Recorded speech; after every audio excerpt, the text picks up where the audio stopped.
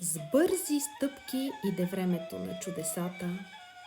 Най-сетне душичка нежно хваща разума за ръчичка и го повежда там, където приказките се плетат.